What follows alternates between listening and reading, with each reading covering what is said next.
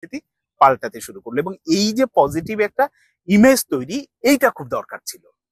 এই ইমেজটা এখন তৈরি হয়েছে, এর উপর ভিত্তি করে অনেক কিছু করা যাবে। এখন জেনারেশনের একটা নতুন জেনারেশনই তৈরি হবে, যারা হামজাকে ফলো করতে চাইবে, যারা সামিত সোমকে ফলো করতে চাইবে, যারা কিউবা মিচেলকে ফলো করতে চাইবে।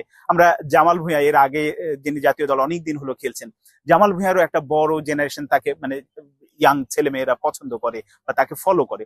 তো এই যে তৈরি হয়েছে, এই জায়গাটা তৈরি হওয়া দরকার ছিল, যেটা আমাদের লোকাল বা আমাদের সাফল্য আসছিল না। এই যে এক ধরনের ইমেজ তৈরি হয়েছে, সাথে আমরা যদি সাউথ এশিয়ান লেভেলেও কোনো সাফল্য পাই আগামীতে, সাফ বা এই লেভেলে কোনো সাফল্য পাই, সেটা কিন্তু এই মাত্রাকে বাড়িয়ে দেবে। এই পজিটিভ ইমেজ বিল্ড আপের জন্য এটা দরকার ছিল। আর এটা আসলে স্থায়ী সমাধান কিনা, এটা স্থায়ী সমাধান না, এটা ঠিক আছে, কিন্তু দুনিয়ার সব দেশে কিন্তু এই পথে হাঁটছে, বিশ্ব চ্যাম্পিয়ন দলগুলো এই পথে হাঁটছে, বংশোদ্ভূত প্লেয়ারদের বিভিন্ন জায়গা থেকে আনছে, খেলাচ্ছে। এটা একটা এখন উপায়, এটা মানতেই হবে যে আমি জন্মগ্রহণ হয়তো বাংলাদেশে করিনি, আমার বাবার কারণে আমি এখন অন্য দেশে থাকছি বা খেলছি, কিন্তু আমি যদি ভালো খেলি আমি অবশ্যই দেশের জার্সিতে খেলতে পারবো। এবং এই যেটা বললাম যে দুনিয়ার অনেক দেশই এই পথে হাঁটছে, বাংলাদেশের হাঁটাটা ভুল না। আর ওই যে দ্বিতীয় যে প্রসঙ্গটা, যে বাংলাদেশের আসলে অন্য দেশের জার্সিতে তারা সুযোগ পায়নি জন্যই বাংলাদেশে খেলতে আসছে, এই ব্যাপারটা যারা ভাবছেন তারা একটু চিন্তা করুন তো, যে বাংলাদেশকে আসলে ফিফা র্যাঙ্কিং এ কত অবস্থানে, টপ 15-তে আছে, 20-এ আছে, 22 আছে, না একেবারে তলানির দিকে দল। তো এই ফিফা র্যাঙ্কিং এর তলানির দিকের একটা দলের জন্য অন্য দেশের বা তার সুযোগ থাকলে সে কেন এখানে আসবে? দেশপ্রেম বা যেটা বলি সেটা অবশ্যই আছে, কিন্তু ওই জায়গা বিবেচনা করতে হবে। হ্যাঁ, বাংলাদেশ যদি ফিফা র্যাঙ্কিং এ অনেক ওপরের দিকে থাকতো, এই হামজা চৌধুরী, সামিত সোমরা অবশ্যই আগে বাংলাদেশকে প্রায়োরিটি দিত, যে নিয়মিত বিশ্বকাপে খেলে, আমি কেন ওই দেশের প্রতিনিধিত্ব করবো, আমি লাল সবুজের প্রতিনিধিত্ব করবো, এটাই হতো। কিন্তু যেহেতু ওটা হয়নি বা বাংলাদেশ ওই লেভেলের না, এই কারণে তারা এই পর্যায়ে এসে যে স্যাক্রিফাইসটা করছে, সেটাও কিন্তু অনেক বড় স্যাক্রিফাইস।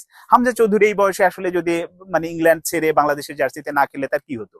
তিনি ক্লাব ফুটবল খেলছেন, যেভাবে আছেন, হয়তো 2-1 বছর খেলে অবসর নিতেন। সামিতের একই, কানাডাতে ভালো আছেন, পড়াশোনা করছেন, চাকরি করবেন, ফুটবল ক্যারিয়ার আছে, সবকিছু মিলে। কিন্তু এই যে স্যাক্রিফাইসটা করে তারা ওখানে যাচ্ছেন, এটাও তো এক ধরনের বড় স্যাক্রিফাইস। এই কারণে ওই নেগেটিভ সেন্সে আসলে দেখাটা উচিত না, এটাও একটা পজিটিভ দিক। আর আলটিমেট সলিউশনটা হচ্ছে বাংলাদেশের ফুটবল ফেডারেশনকে অবশ্যই গ্রাসরুট মাঠ, কোচেস এডুকেশন, এইগুলোর দিকে আলাদাভাবে নজর দিতে হবে, কাজ করতে হবে। মুখে না, মুখে আমরা গত 16 বছরে কাজী সালাউদ্দিনের অনেক প্রতিশ্রুতি, অনেক রকম মানে কথাবার্তা শুনেছি, কিন্তু সেগুলো কাজে কখনো হয়নি। কিন্তু এই কাজটা করতে হবে, এইটা যদি করা যায়, আপনি বয়সভিত্তিক ফুটবল নিয়ে যদি এখন কাজ শুরু করেন, আপনি যদি ভালো মাঠ দেন, আমাদের মাঠের তীব্র অভাব বাংলাদেশের, বিভাগীয় পর্যায়ে ভালো মাঠ নেই, জেলা থানা তো বাদই দিলাম। তো এই মাঠগুলোর দিকে যে যদি নজর দেয়া হয়, ভালো কোচ যদি গড়ে তোলা হয়, এবং তারা যদি কাজ করে সত্যিকার অর্থে, আমাদের বিকেএসপি গুলো আছে, বিকেএসপি গুলোকে যদি সরকারের সাথে মানে একত্রে সেখানে যদি কোচ দিতে হয়, ভালো কোনো কিছু আরো লাগে, ফুটবল ফেডারেশন একসাথে এইগুলো যদি কাজ করে, যে খেলোয়াড় সিলেকশন থেকে শুরু করে অন্যান্য ব্যাপারগুলো একই সাথে কাজ করে, ওখান থেকে কিন্তু একেবারে পিওর যে একাডেমির ব্যাপারটা বিকেএসপি সেটা দিতে পারে। ওইগুলো থেকে যদি আসলে প্লেয়ার বের হতে থাকে, আর এই যে বংশোদ্ভূত প্লেয়ারদের কাছ থেকে আমরা যেটা পাবো, এই দুয়ে মিলে বাংলাদেশের ফুটবল এগিয়ে যেতে বাধ্য। মানে এতে কোনো শঙ্কা বা সংশয়ের জায়গা নেই। ফলে যেটা হয়েছে যে এই হামজা চৌধুরী, সামিত সোমদের আনাটা ভুল ডিসিশন না, এটা চলতেই থাকবে, চলা উচিত। দুনিয়ার সব দেশই এটা করছে, অনেক দেশে মানে যারা ফুটবল খেলবে, ফুটবল এগোতে চায়, তারা এটা করছে। ফলে আসলে এ নিয়ে সংশয় বা শঙ্কার কোনো জায়গা নেই, যেটা আসলে বুমেরাং হবে কিনা, শেষ পর্যন্ত এটা আসলে কোনো কাজে দেবে কিনা, কাজে অবশ্যই দেবে, দিচ্ছে, এবং এটা চালু রাখা উচিত।